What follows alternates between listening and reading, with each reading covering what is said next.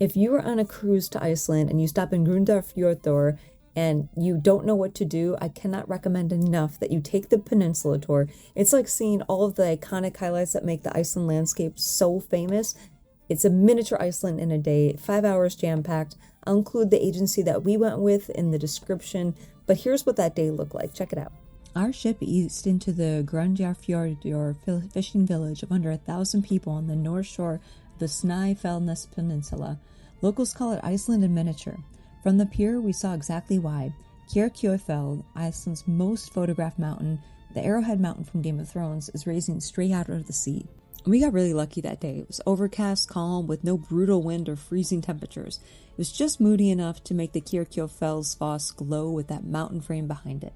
I painted an entire collection inspired by that one view, right there back on the ship.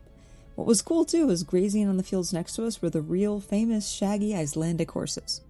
Icelandic horses are unlike any other breed in the world. Descended from Viking horses over 1,000 years ago, they've remained pure because no other horses are allowed to be imported into Iceland. They're also famous for their unique, incredibly smooth gait called the tolt, making them as comfortable to ride as they are beautiful to watch. And few places could compare to the Djúpalónssandur, a black pebble beach with shipwreck ruins and ancient lifting stones that fishermen once used to prove their strength.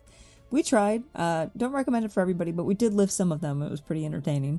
At first glance, it's just a stunning black pebble beach, but when you look closer, you'll start to see the twisted pieces of a shipwreck that are scattered across the shore. These are remnants of a tragic fishing vessel lost to Iceland's unforgiving seas.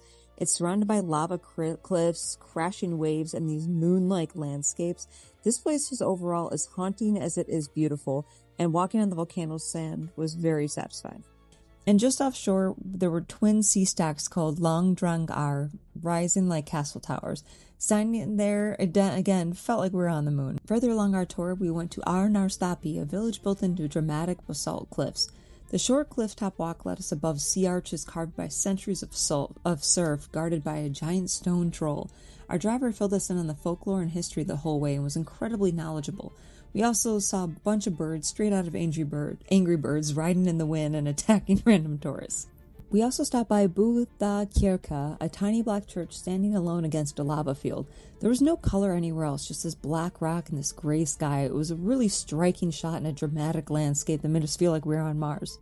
Snæfellsjökull, the glacier-capped volcano towering over the peninsula, inspired Jules Verne's Journey to the Center of the Earth. Locals call it one of Earth's energy centers, and NASA tests lunar equipment here because nothing else looks this alien. After stopping in a local coffee shop and walking around these small, beautiful little towns, after 5 hours of a really insightful journey where our tour guide again gave us a lot of really interesting insight as we just took in this unbelievable alien-looking landscape everywhere we went, we ended up at a local grocery store where they told us to stock up on the Swedish candy and Icelandic salt. They said that salt makes everything taste better, and so we definitely bought some.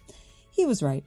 After 5 hours, one peninsula, and a super alien landscape, we returned back in our port of Grundarfjörður, and this was overall an incredible tour. This is a really great way to see some of the striking, dramatic landscapes that Iceland has to offer. It was volatile weather, but they claimed it was summer and it was warm. With hoodies, hat, and gloves, we were overall okay, but with how many dramatic cliffs and birds and stunning views that we saw, this was definitely a tour worth doing.